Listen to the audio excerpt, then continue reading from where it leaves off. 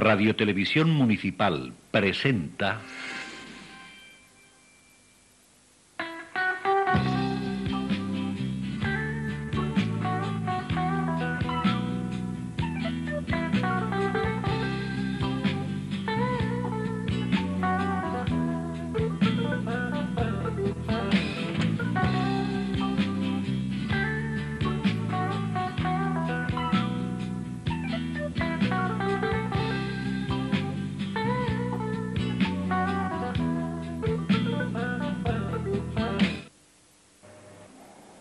Bienvenidos una semana más al programa de la hora de Juan Mellado, un programa que hoy tiene tintes futbolísticos, precisamente como protagonista el Real Betis Balompié, el mejor equipo del mundo, y perdonen ustedes esta licencia periodística, y la entrevista a Antonio García López, un hombre que lo ha dado todo por el Real Betis Balompié y por la Peña Bética de Chipiona.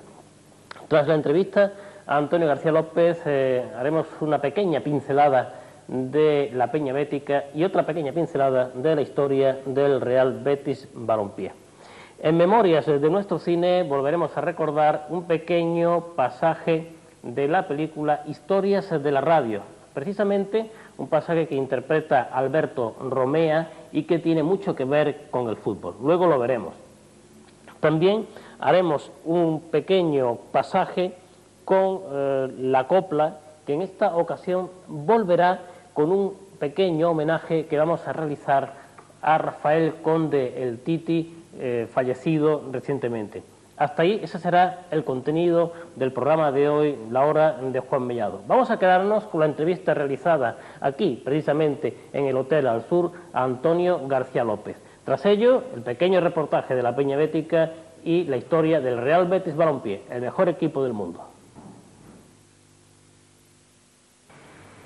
Antonio García forma parte de una familia de larga tradición y larga en el número. ¿En el número? De hermanos y hermanas. Sí. Sí, es cierto.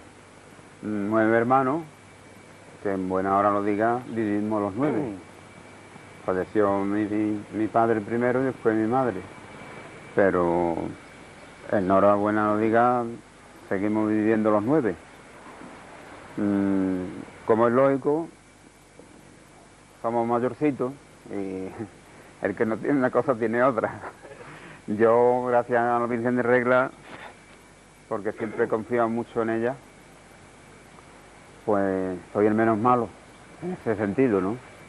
En la salud la tengo bastante bien, bastante aceptable para la edad que tengo, y ahí estamos luchando y ayudando al que la necesita de casa. ¿Cómo fue la formación académica de Antonio García? ¿Tuvo oportunidad de ir al colegio o fue también producto de una etapa un poco oscura de España? Yo, desde que tenía aproximadamente 14 años, empecé a ir al colegio, aquí. No recuerdo bien el nombre, pero me parece que se llamaba Arrébola, el apellido Arrébola Palma, se llamaba el maestro mío. Y eso con 14 años, y con 16 me fui a vivir a Sevilla. Ya en Sevilla no estuve en colegio, estuve en una academia particular. Allí terminé por lo primero la secundaria para aprender a sumar y a escribir y ya está. Eso es los estudios míos, yo no llegué al bachiller, no llegué. De modo que no... Vamos. Una persona autodidacta, te has formado... Total, particularmente, y además he quedado bastante satisfecho porque no es que yo sea un listo, pero que me defiendo a la perfección en todo. Y prueba de ello, de que yo entré en una oficina. Al principio entré desinteresadamente, pero con el tiempo se dieron cuenta y me dieron un puesto. Yo empecé de telefonista en una empresa. ¿Se puede decir el nombre? Claro, aquí en una emisora pública se puede decir. Se puede decir todo, el nombre. Bueno, pues yo empecé con 17 años en la Federación Andaluza de Fútbol. Y empecé más que nada por tener un carnet para ir a ver el Betis todos los domingos. No me daban nada. Yo entré gratis allí. Lo que ocurre es que me daban un regalito, me hacían un regalito en dinero, y tenía dinero y carnet. Vamos a hablar más adelante de eso, pero hay una cosa que me interesa, que es por qué Antonio García, con 16 años, se va de Chipiona, que es un pueblo tan bonito, tan acogedor para sus hijos, y Antonio García se tiene que ir. Sí, eso tiene su explicación. Mi padre, como éramos tantos, mi padre era funcionario del Ayuntamiento de Chipiona, pero era imposible mantener 11 personas. Y incluso mi padre me obligó a ir al campo a hacer una faenilla, como por ejemplo preparar las varas de sarmiento para sembrar, para ganar un jornalito y que entrara en casa algo. Yo tuve la desgracia de caerme de una ventana y en aquel tiempo no se curaba como hoy, me salió un tumor blanco y me quedé físicamente un poquito disminuido de la pierna derecha. Y todo era pega, y entonces para terminarme de curar me fui a Sevilla, que había algunas atenciones mejores hablando quirúrgicamente. Allí pues terminé y ya yo tenía allí una hermana trabajando, me quedé con mi hermana y ya pues no volví a Chipiona hasta el año 94. Y en un momento dado, Antonio García, una de las profesiones que tiene es relojero, es algo que Sí. no sabe mucha gente de Chipiona. Sí. Pues, entré en una gran empresa que había, todavía existe la empresa, pero no el empresario. En Sevilla había una empresa que se llamaba La Casa Sin Balcones. Muy conocida en la publicidad, Muy de la conocida, radio de muy la conocida, época. famosísima allí. Pues como yo tenía amistad con el dueño, porque el Betis hace muchas amistades, conocí al dueño en el campo del Betis. Y yo vivía en la calle San Pedro Martí, que está a 100 metros de la empresa esa. Estaba en la calle O'Donnell, hoy frente a Galería Expresiado, allí estaba. Y creo que está todavía. Y hablé con el dueño y me dice, pues yo te voy a meter, aprendí a la relojería. ¿Te gusta? Y yo digo, sí. Y estuve allí 8 o 9 años. No era una colocación formal porque era gratuito todo, ¿no? Pero por bien de yo aprender, pues ya yo me valía un poquito solo, le arreglaba relojes a varias relojerías en casa, le iba a dar trabajo y se lo hacía. Y después, ya digo que el fútbol hace muchas amistades, y más el Betis. Conocí a un inspector americano en el campo del Betis y me preguntó en qué trabajaba. Le dije que yo estaba trabajando particularmente la relojería. Dice, pues debía buscar un trabajito. Entonces me hizo un contrato por un año en la base de Morón. Estuve yo trabajando como relojero de los americanos en la base de Morón. El contrato consistía en que venía un coche diario a casa, me dejaba el trabajo y se llevaba el que había. Y así me llevé un año. Perfecto, y yo estaba ilusionadísimo porque en aquel tiempo un dólar era... y ellos me pagaban en dólares. Un dólar era en no va más. Yo estaba loco de contento. Lo que ocurre que el contrato era por un año y lo tuve que dejar. Y ya después, pues, buscando, conocí a don José María Domenech Romero, que en paz descanse. Era presidente de la Federación Andaluza de Fútbol. Y él, como sabía que yo estaba buscando una cosita, me colocó en la Federación Andaluza de Fútbol el día 1 de junio de 1950. Entonces, José María Domenech era bético, ¿no? Era bético, fue presidente del Betis y presidente de la Federación Andaluza de Fútbol. Y además muy emparentado con Chipiona. Él era natural de Sanlúcar de Barrameda y tenía su veraneo en Sanlúcar de Barrameda. Y un abogado de altísima categoría. Eso fue...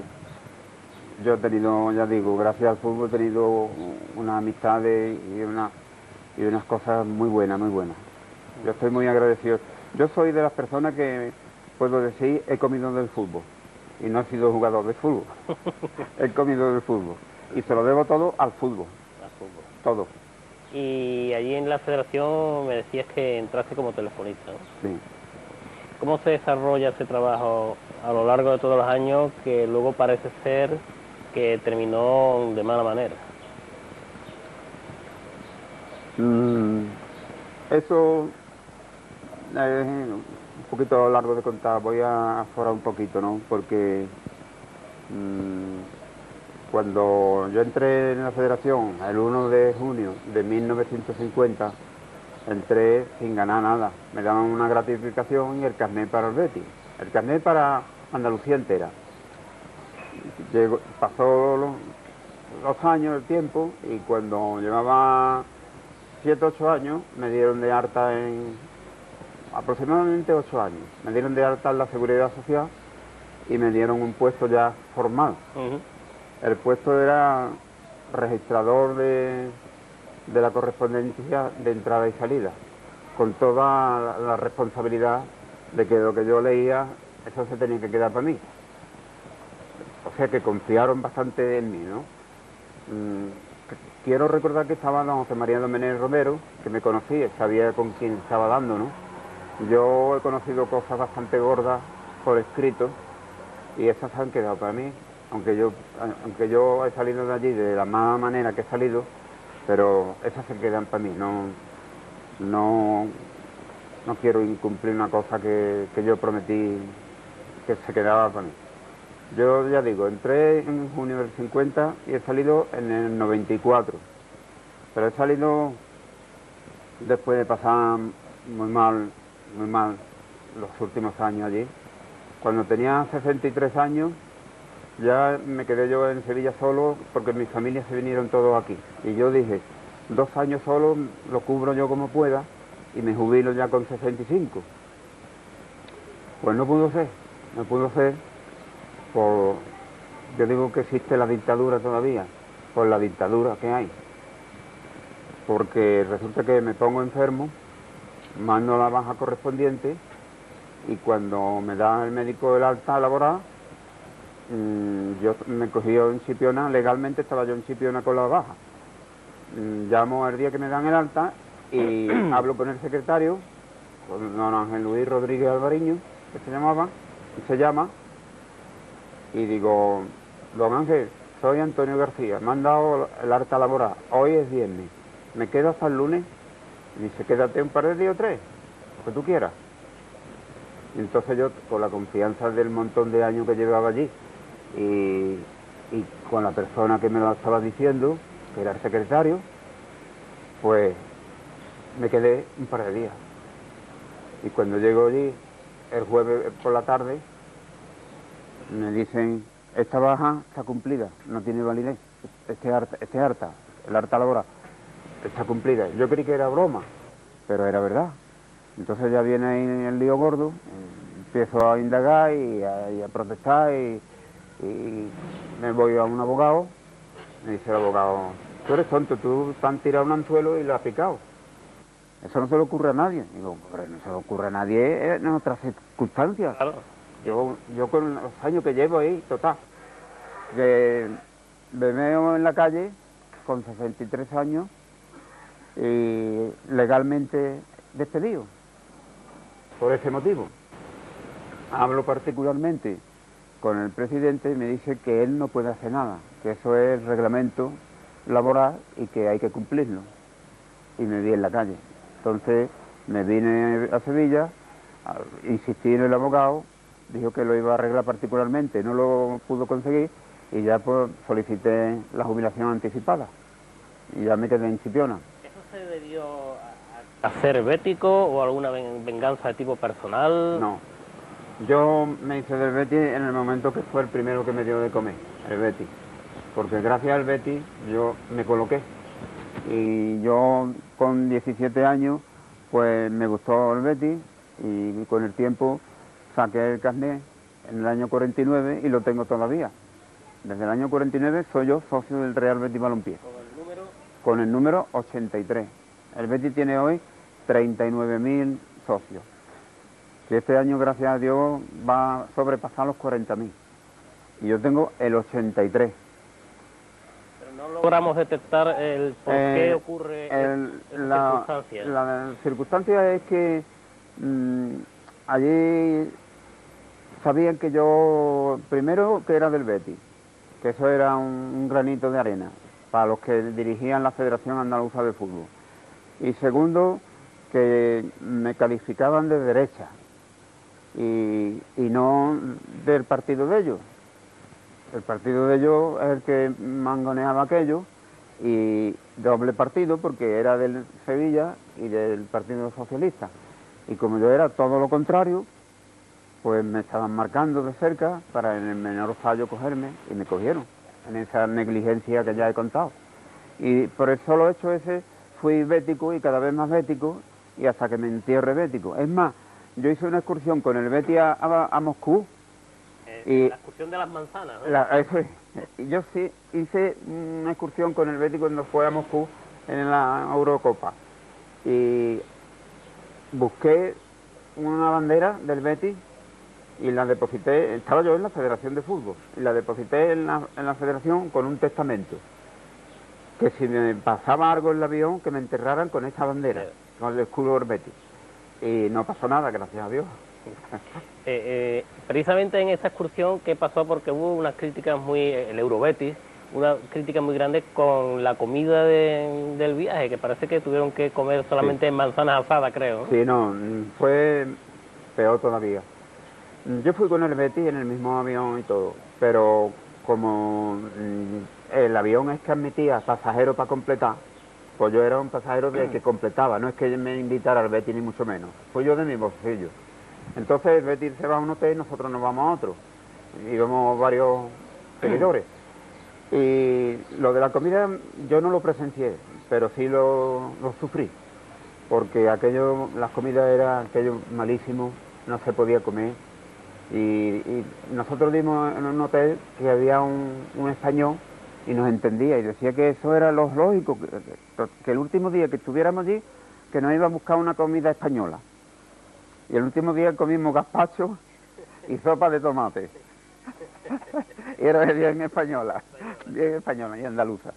Y el Betis lo trataron muy mal, muy mal. Lo llevaron a un aeropuerto que entonces había allí 7, 8 grados bajo cero o así. Lo llevaron a un aeropuerto engañado.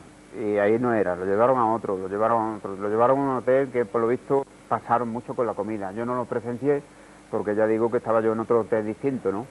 Pero lo pasamos muy mal, muy mal. Yo cuando entré en el campo de fútbol para ver el partido, digo, aquí nos meten todos los goles que quieran. Yo lo di por perdido antes de empezar, y así fue, y perdimos. Otra cuestión, y hay que advertir a los telespectadores, es que en el momento que estamos haciendo la entrevista nos están comiendo las moscas, ¿verdad? Porque nos tienen aseteados. Quiere decir que seguramente alguna toma falsa caerá, porque no estamos toda la hora quitándonos las moscas de encima. Sí. Bueno, Antonio, ¿ser bético qué es? ¿Qué es sentir el beticismo? Yo no digo que ser bético sea una religión, porque una religión es una religión. Yo soy religioso, soy católico y soy del Betis. Y ser del Betis es pues una cosa tan grande que parece que lo trae uno en la sangre. Yo cuando tenía 16, 17 años sentía ya el Betis rabiosamente y para las cosas que me pasaron más rabiosas. Ya eso es una cosa que no se puede remediar. Ya siendo mayor uno se va dando cuenta de las cosas y eso, y es menos fogoso, pero se sufre mucho. Con el Betis se sufre mucho. El que sea bético tiene que sufrir, si no, no es bético. Ser bético, entre otras cosas, hay que saber sufrir y aguantar lo que no se crea nadie, que no se calcule nadie. Ya como yo lo he pasado todo, los sufrimientos gordos y los menos gordos, pues eso, ser bético, como el que quiere decir una religión, yo no lo admito porque la religión es la iglesia y esto es otra cosa distinto, aunque sea de gran categoría, ser bético, nada más. Por el Betis han pasado muchos presidentes, Mucho. algunos de buen recuerdo, como Núñez Naranjo, pero en un momento dado el Betis se hunde. ¿Y quién es el culpable, si hay que señalar a alguien, del hundimiento del Betis? Ahí yo he conocido don Pascual Aparicio, los que voy a nombrar son presidentes, don Pascual Aparicio, don José Núñez, don León Gómez, X, lo menos 30 presidentes he conocido yo, ¿no? El último que conocí y conozco, don Manuel Ruiz de Lopera, que en el año 90, 92, las moscas se han enterado que estoy hablando del Betis y no me dejan. En el año 92, la nueva reglamentación del fútbol exigía que el club que no estuviera al día, pues no podía competir. Es decir, que el Betis debía varios millones, entre ellos unos 4.000 y pico de millones. Del estadio quizás, ¿no? Del estadio y de las deudas de administración y de todo, era de todo. Entonces llegó el plazo y ningún bético se atrevió o no quiso o no pudo, por decir, porque había muchas personas que podían económicamente. Y Lopera era socio del Betis. Y entonces se enteró él y esperó a ver si se arrancaba alguien, ¿no? Como no se arranca a nadie, esperó él que fuera el momento antes de las 12 de la noche del año 92 y fue y puso 5.000 millones de pesetas en la mesa y se robó al Betis. Y gracias a él, pues está el Betis en donde está, ¿no? Yo en este momento, si algún bético me está escuchando, le diría que lo que hace don Manuel, bien hecho está. Si se equivoca como humano que es, bien equivocado está. Porque está ahí el Betis gracias a don Manuel Ruiz de Lopera. Es un personaje muy cuestionado, sobre todo en la prensa. Muy cuestionado porque como persona que es, tiene sus caprichos y sus cosas, pero yo se lo perdono todo. La prensa es la que no perdona nada. Pero yo sí, yo sí lo perdono todo. Hay una cuestión también muy interesante que es cómo se lleva la rivalidad con el Sevilla. Un bético como usted. Eso es una paradoja porque ya digo que desde el año 49 yo soy del Betis, ¿no? Y incluso llegó un momento en que estuve adentro, como directivo de la cantera. Y era rabioso uno contra otro, el Betis contra el Sevilla contra el Betis, y los aficionados y los directivos, rabiosos, pero de toda la vida.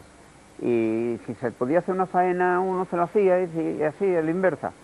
Pero llegó don Manuel Ruiz de Lopera y coincidió, eso es muy reciente, eso es de ahora, de hace unos años, de hace 3 años, coincidió con el presidente del Sevilla, don Roberto Alé, que han sido de niños amigos y se conocen a fondo lo rabioso que uno es sevillista y lo rabioso que es el otro bético. Y se han llevado como nunca en la historia del Betis y del Sevilla de bien. Ahora, como el don Roberto Alé ha dimitido, no sabemos cómo continuarán las relaciones Betis-Sevilla con el nuevo presidente. El nuevo presidente, como yo he conocido tanta gente de fútbol, me dijo un día aquí en Chipiona, el nuevo presidente del Sevilla, que si yo era bético, el porvenir lo tenía muy malo, que por qué no me hacía sevillista. Eso me lo dijo a mí porque me conoce. Pero en fin, yo soy del Betis por la gracia de Dios. Y tan bético que es que en un momento de tu historia formas la Peña Bética de Chipiona. ¿Cómo surge eso? En el año 1978, ya digo yo, me cogió viviendo en Sevilla, porque yo viví allí desde el año 50. Fue en un partido Betis-Valencia, un pequeñito grupo de aquí de Chipioneros a presenciar el partido Betis-Valencia. Y intentaron localizarme en el campo del Betis. Entre ellos Alejandro, uno que le decían el Perillito, que ya murió, Quisco Martín, X, más o menos 8. Intentaron buscarme, localizarme en el campo del Betis, porque querían ellos fundar una peña en Chipiona.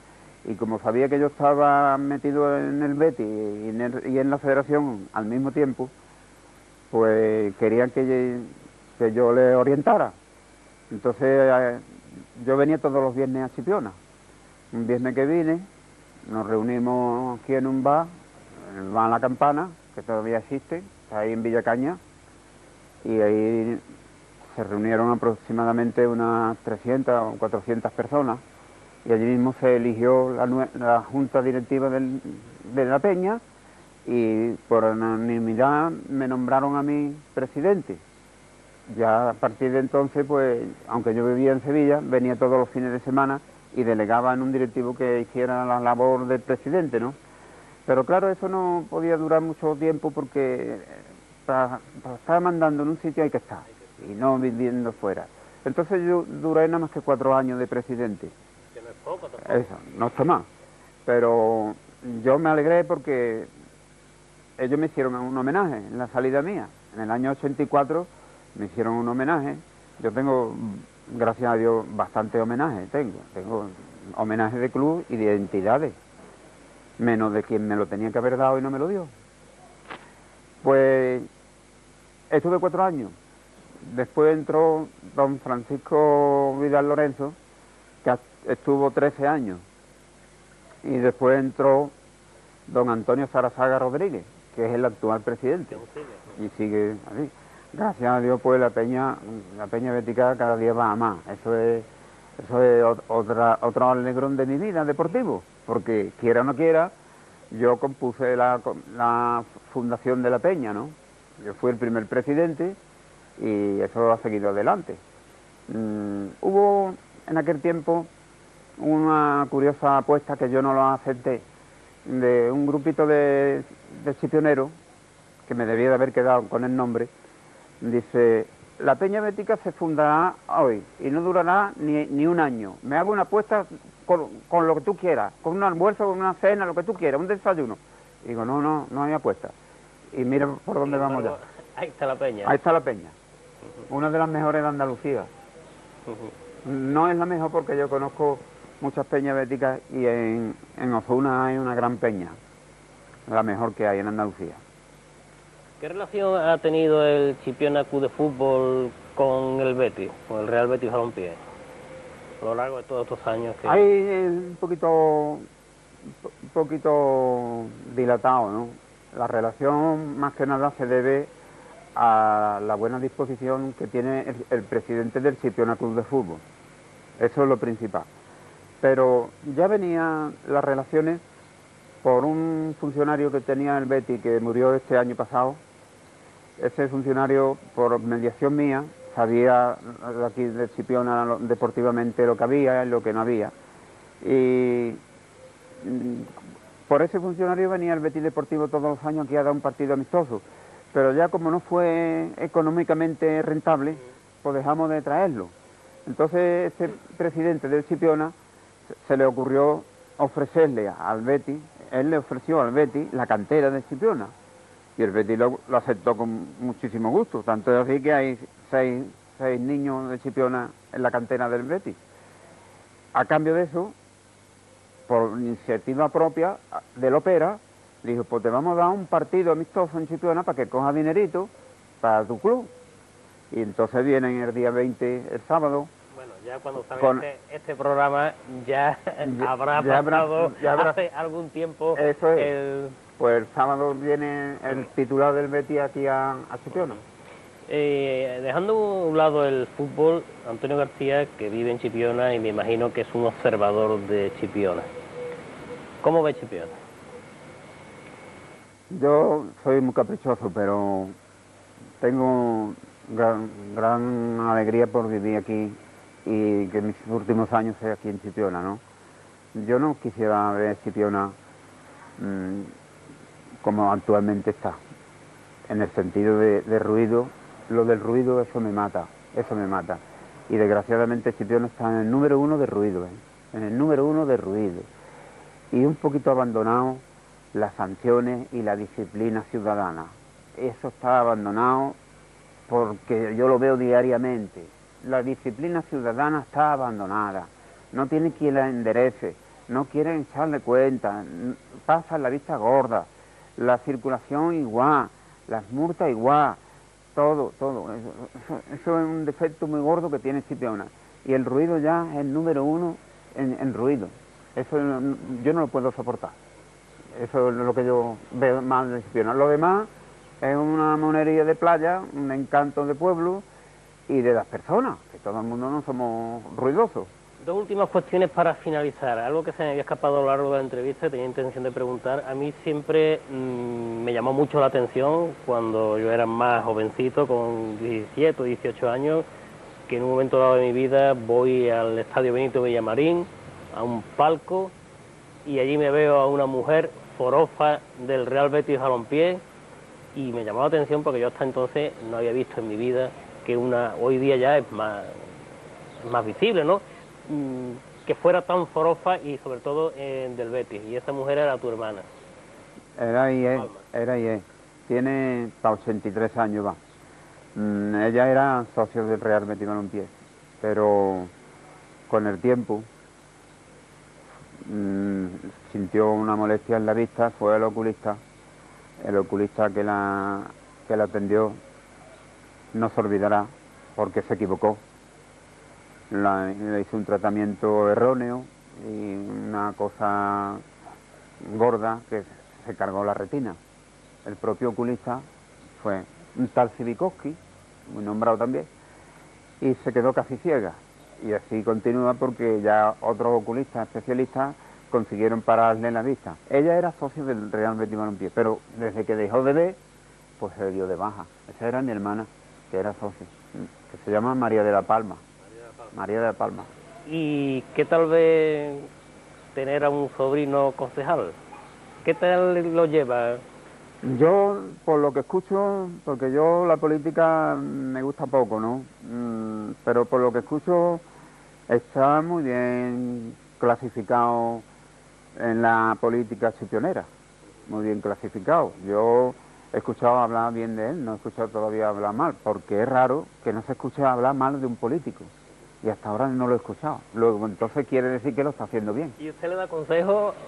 ¿Tiene discusiones dialéctico-políticas? No, porque como familia que es, a mí me hubiera gustado que hubiera sido del Betis, que lo es, y que hubiera sido neutral, que no hubiera sido político. Ni uno ni otro. Que lo mejor de todo que no hubiera sido político. Porque los políticos es muy difícil que no le cueste disgusto a estar metido en la política, sí. Y se crea enemigo. Y él no tiene necesidad de crearse enemigo. Hasta ahora no lo tiene, pero es que está empezando. Antonio García, muchas gracias, sobre todo por haber aguantado aquí este aluvión de moscas. Te quería decir una última cosa, ¿no? Porque ya que me ha dado esta oportunidad, día de antes, tú lo habrás comprendido, que no me hizo el homenaje quien tenía que haberme hecho. La Federación de Fútbol, eso es. Pues en vista de eso, en desagravio, hubo varios clubes que me lo hicieron.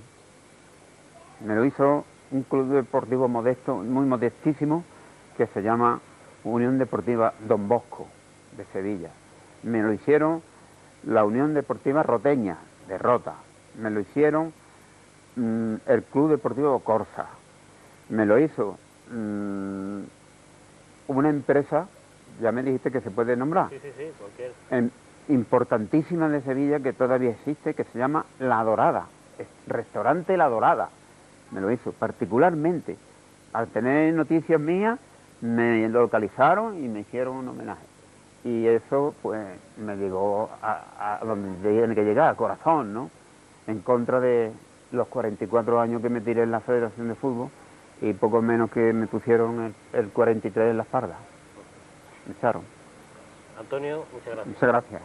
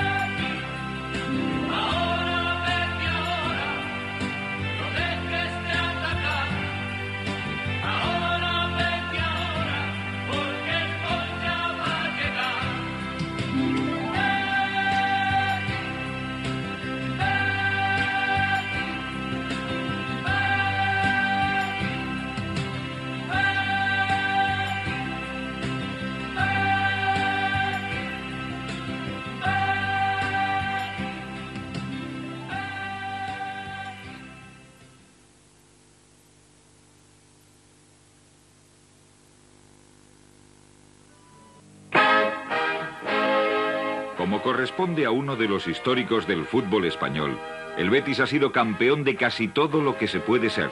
Vencedor de Liga, de Copa y de muchos otros trofeos, el club verdiblanco ha contado, además, con auténticos mitos del deporte del balompié.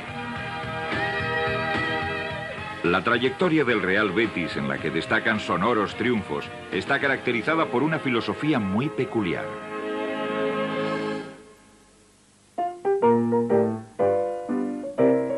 La fértil historia de un equipo que habría de inscribir su nombre en el palmarés tanto del Campeonato Nacional de Liga como de la Copa del Rey comenzó sus éxitos en 1926, 17 años después de su constitución como Betis Balompié. Aquel año consiguió el galardón de la Copa Spencer al imponerse a su eterno rival tanto en el campo del Patronato como en el de Reina Victoria. En aquella época, el club verdiblanco era ya conocido lejos de nuestras fronteras por una gira realizada en Alemania. Tras la conquista de la Copa Spencer, el Betis se proclamó campeón de Andalucía, un trofeo largamente acariciado que consiguió al vencer por 2-0 al Sevilla el 29 de enero de 1928. Aquella victoria no tuvo lugar en el antiguo campo del Patronato, sino en el Estadio América de Córdoba. Queda para la historia la alineación bética formada por Jesús, Jiménez Tenorio, Castañeda Esteve Adolfito, Manolín Aranda Carrasco, Enrique y Romero. El mismo año de 1928, el Real Betis consiguió enturbiarle al Sevilla la inauguración de su nuevo estadio, ganando por 1-2 con goles de Carrasco. En la década de los 30, la plantilla verdiblanca contaba con jugadores como Jesúsín, Adolfito, Peral, Soladrero o Timimi. Sus sueldos rondaban las 250 pesetas al mes en un club presidido por el inolvidable Ignacio Sánchez Mejías. El Betis, desde la segunda división, realizó un campeonato de Copa impresionante. Eran tiempos de economía de medios, tal como nos explica el sucesor de Sánchez Mejías. Entonces tenían una plantilla bastante reducida, porque como los medios económicos eran bastante reducidos, pues no podíamos tener muchos jugadores. Siempre contábamos con unos 15, 16, a lo sumo 17 jugadores. El Betis llegó a la final de Copa del 31 tras eliminar a Real Sociedad, Real Madrid y Arenas de Guecho, aunque los verdiblancos caerían por 3-1 en la final ante el Athletic de Bilbao. Solo faltaban 3 años para conseguir el éxito total. Tras lograr conjuntar un buen equipo, los béticos en la inolvidable temporada 34-35 lograron alcanzar la gloria con el título nacional de Liga. Y entonces el equipo era buenísimo, tan bueno que el trío defensivo, Urquiaga, Areso y Aedo, pues fueron internacionales, desplazando nada menos que a Zamora, Ciriaco y Quincose, que eran del Madrid, que había que jugar para quitar a uno de esos por las circunstancias, ¿no? El equipo era un equipo bueno, buenísimo, ¿no?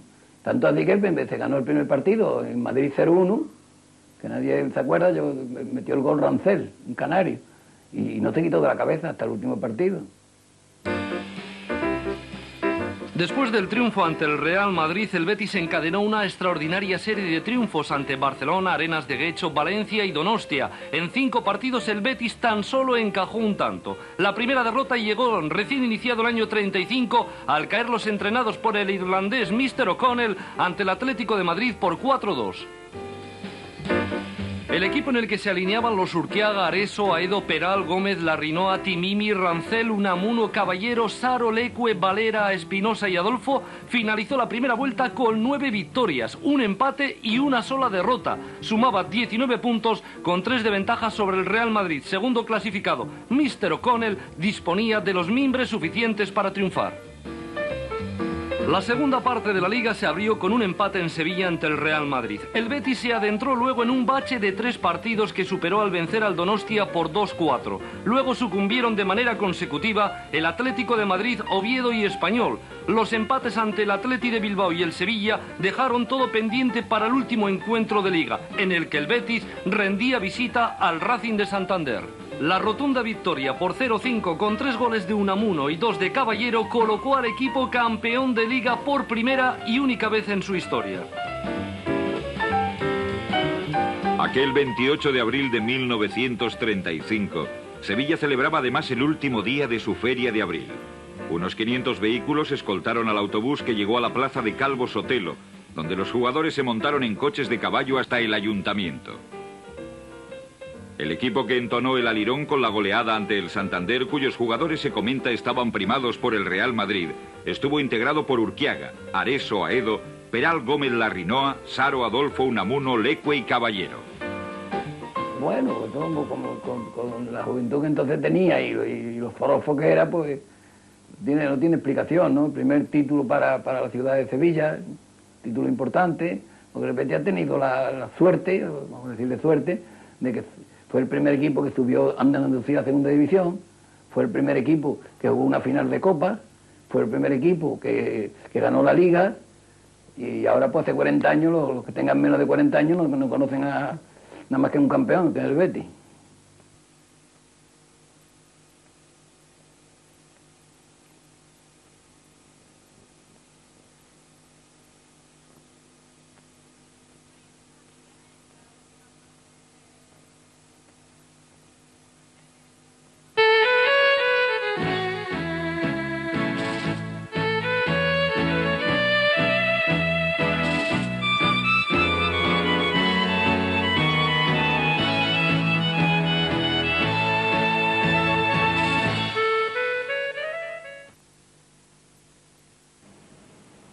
En el programa de La Copla recordamos la película Historia de la Radio, en un pasaje en el que Gracia Montes cantaba aquello de La Romera, una canción que dio la vuelta a España y al mundo, y en el que se hablaba de Chipiona y de su Virgen de Regla.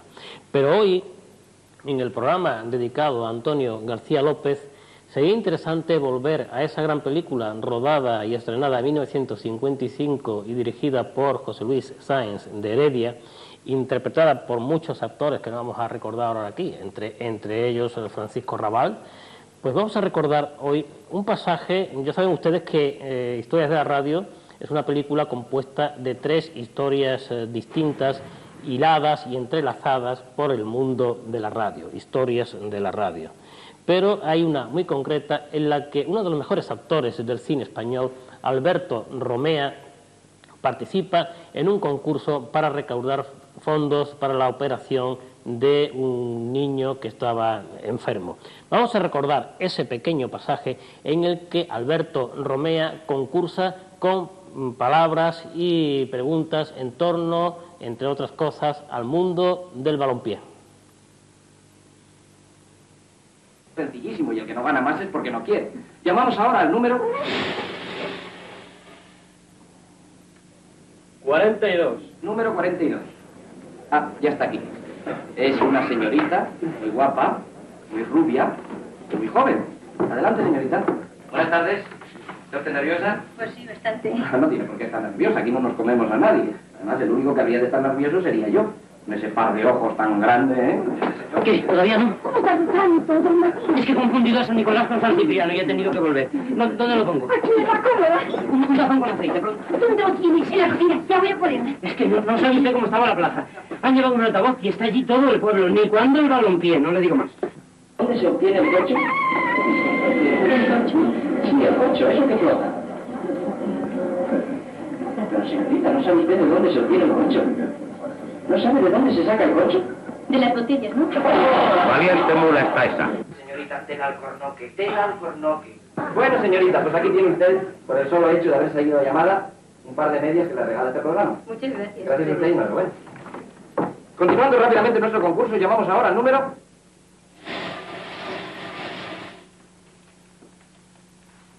68. Número 68.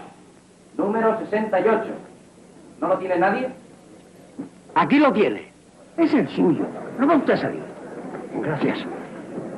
Ya lo encontramos. Parecía que el 68 no quería salir, ¿eh? Mira. Ahora se acerca. Es un caballero que ha tropezado y todo de la emoción. Jesús, ¿Se hizo usted daño? No ha sido nada. ¿es su voz? Digamos, viene a por mucha Santa María. Francamente, sí. ¿Cuál es su profesión? Conserje. Esa mentira se la aconsejé yo. Señor, todo ese dinero que quiere ganar. Nosotros, por nuestra parte, vamos a hacerle unas preguntas muy fáciles. A ver si nos dice un acertijo muy sencillo. ¿Qué es lo primero que hace un perro cuando sale al sol? Sí, eso lo sé. Pues hombre. ¡Sí, señor! Un perro y un tranvía. Todo objeto ya son sus primeras 15 pesetas. ¿Quiere doblar? Doblo. ¡Ánimo, con valentía! Regalamos el dinero a los valientes. Que no quería Echemos salir, un ya trago no que estoy quise. seco igual que yo. Fíjese bien. ¿Cuántos dedos tengo aquí? 10. Y en 10 manos, ¿cuántos tendré? 10 por 5. 50. Sí, señor. Y muy listo. Son ya 30 pesetas. ¿Quiere doblar? Sí, señor. ¿De qué puerto salió Colón para descubrir América? De palos de mover. Son 60 pesetas y... Doblo. ¡Qué caramba! ¡Qué deprisa! Muy bien, así podremos terminar antes. Dígame ahora, ¿qué capital de España está más lejos de Madrid? En línea recta. Sí, señor, sobre el mapa. Las Palmas de Gran Canaria. Efectivamente, Las Palmas. Y son ya 120 pesetas. ¿Quiere usted doblar? Sí, señor. 120, María Llenero. Señor, nuestra caja está bien surtida de billetes y usted de valor. Vamos a ver cuál se acaba antes. Ahora van a tirarle al podillo. Díganos ahora, si lo sabe, el nombre del autor del disco que va a escuchar. Adelante, control. ¿Cómo anda de música? Ahora pronox. Vaya.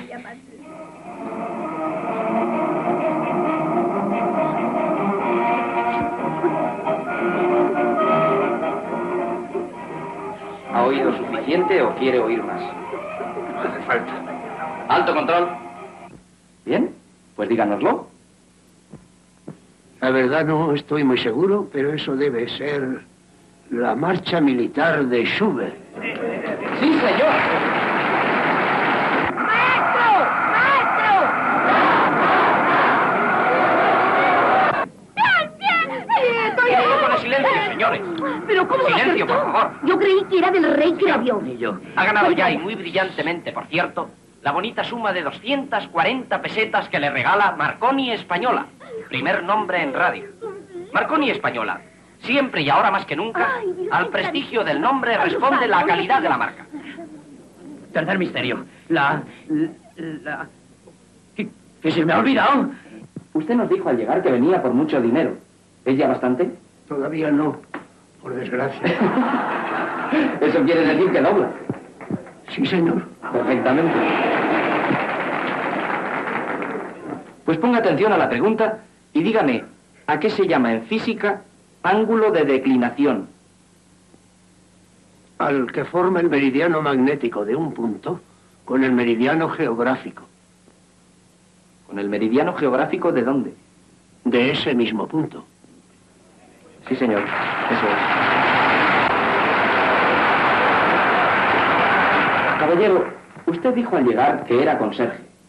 ¿No es usted por casualidad de Espasa Calpe? No, señor. No soy conserje. Ah, ¿no es usted conserje? No, señor. Soy maestro nacional. ¿Pero qué ha hecho ese hombre? Ahora está todo claro. Mintió, pero vale. Este concurso no es solo para los conserjes. Ese está picado. Ahora es cuando la cosa se va a poner caliente. Bien, Me parece que tengo pues ya fiebre. estamos en las 480 pesetas. Sí que la tengo, sí, sí. ¿Quiere doblar, señor maestro? ¡Uy, qué tono! Doblo. Perfectamente. Le quedan 2 preguntas. Pues aguce el oído y responda a esto. Usted, como maestro, sabe seguramente que los paleontólogos dividen los tiempos prehistóricos en terciarios y cuaternarios, y que el paleolítico pertenece al cuaternario. ¿Quiere decirme los periodos más representativos del paleolítico? Si me pregunta a mí eso, le parto la cara. El paleolítico. Sí, señor, los periodos más representativos. No estoy seguro de decirlos todos. Diga los que sepa. Pues son el chelense, el mustariense, el auriñaciense, el solutrense, el magdaleniense. ¡Viva la madre que lo parió! ¿Pero qué le pasa? Pero si el cura ni me sigue. ¡Pero si ha acertado, padre! No he debido venir. Dejadme ocuparos de San Nicolás. Date un poquito de agua fresquita. Pero qué tontamente. Señor, con haber contestado esta pregunta se ha puesto usted en las 960 pesetas. Creo que hasta hoy es el récord de nuestro concurso y debe darse por satisfecho. No obstante, ¿quiere doblar? Tengo que doblar una vez más. Perfectamente. Esto se está poniendo al rojo vivo. Lárgale.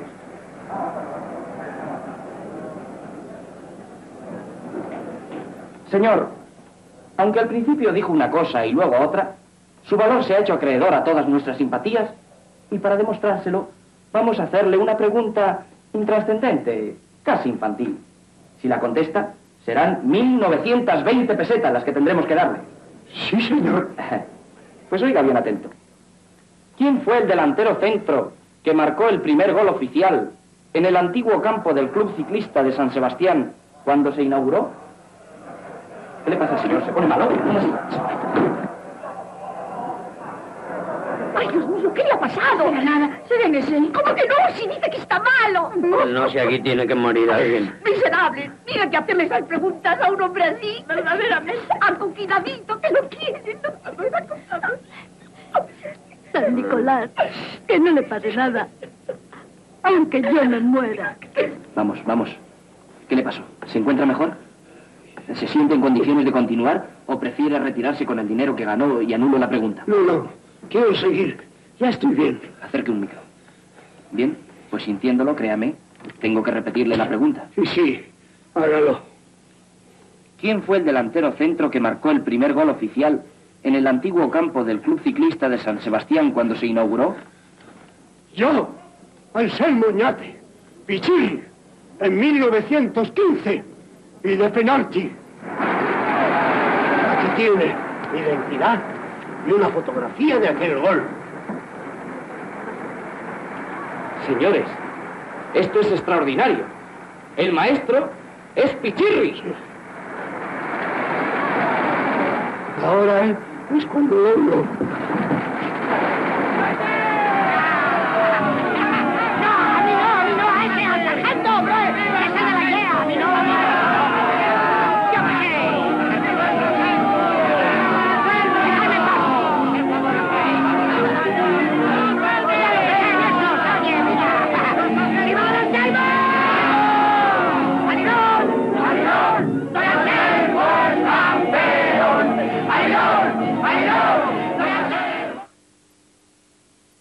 Nacido en Talavera de la Reina, pero criado en Málaga y posteriormente llegado a Valencia, Rafael Conde, el Titi, ha sido uno de los mejores cancioneros que ha dado el arte español. Fallecido recientemente, el pasado verano, Rafael Conde, el Titi, representaba esa trayectoria que comenzara Miguel de Molina y siguiera Antonio Amaya, el propio Rafael Conde, el Titi, y otros de esas características. Rafael Conde, el Titi, era una de las personas más queridas en España, pero sobre todo muy querida en Valencia, dado que a la hora de su muerte numerosos políticos y gente del mundo del arte discurrieron por su capilla ardiente y fueron a su entierro. Concretamente, en uno de los programas que se dedican a la copla en nuestro universo televisivo, Rafael Conde, el Titi, cantaba hace ya algunos años una canción dedicada a Valencia, una canción en la que ya premonitoriamente él decía que quería ser enterrado en Valencia. Con ustedes, Rafael Conde, el Titi.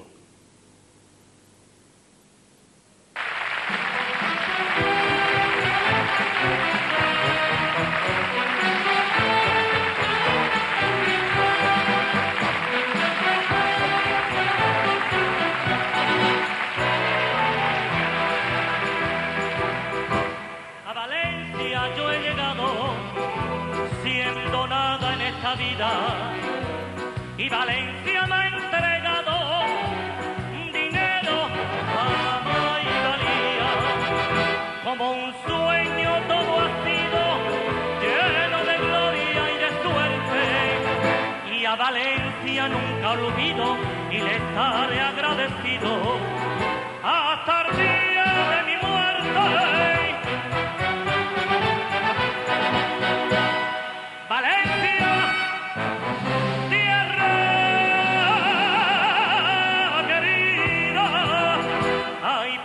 España entera, eres tú la preferida. Valencia, jardín de flor, tu lengua y tu bandera, yo la porté en el meu cor. En tu brazo me acogiste, siendo yo un pobre gitano. Y tanto me diste, que me siento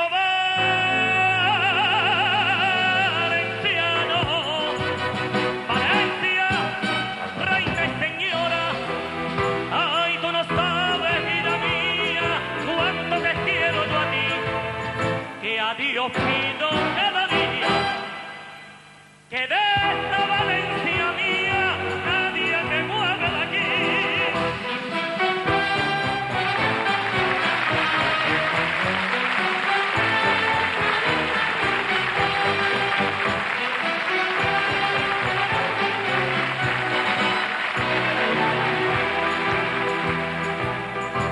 Que el cantar siempre me brote por esta Valencia bella y que nadie me la toque, porque mi sangre yo voy por ella. Si de tu tierra me alejo, ay, yo no te olvido en un momento. Y a la madre de un resto y a la Virgen yo le dejo mi alma y mi pensamiento.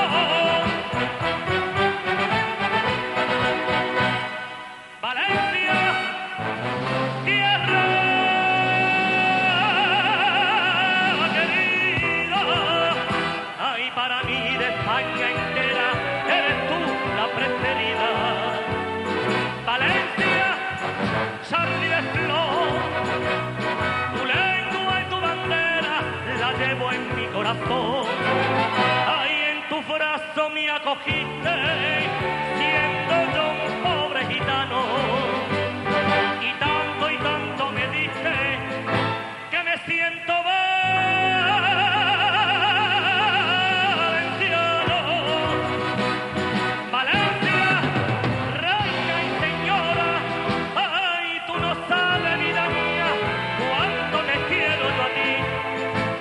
Dios pido cada día que cuando el Titi se muera mi cuerpo entierren aquí, ay, mi cuerpo entierren aquí, ay, mi cuerpo entierren aquí.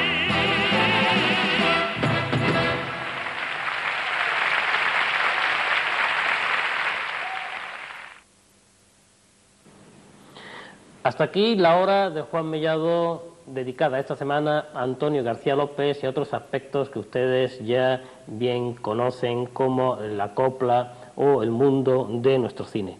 Esperamos que la próxima semana ustedes renueven la confianza en Radio Televisión Chipiona y en la hora de Juan Mellado.